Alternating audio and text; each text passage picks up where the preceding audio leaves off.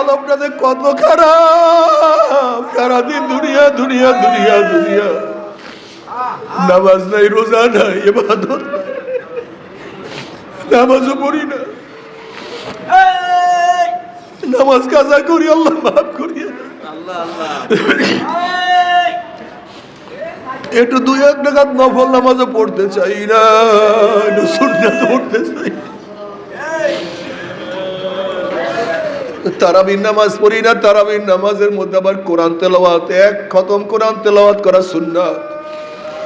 অথচ দেখা যায় আমাদের কত জুয়ানরা খতম তারাবি পড়ে না। মাওলার সামনে দাঁড়াইয়া থাকবি নামাজের মধ্যে, ওরে মালিকের সামনে গোলাম একটু হাত বাঁধিয়া দাঁড়াইয়া থাকবি,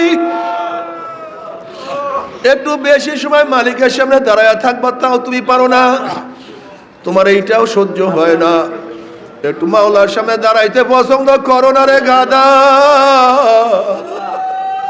ওরে কিয়ামতের মাঠে 50,000 বছর কিভাবে দাঁড়াইয়া থাকবে আল্লাহ।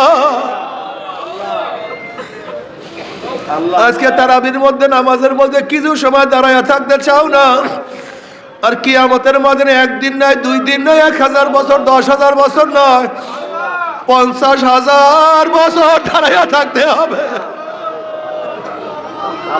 আল্লাহ আমাদের সবাইকে মাফ করিয়া দেয়।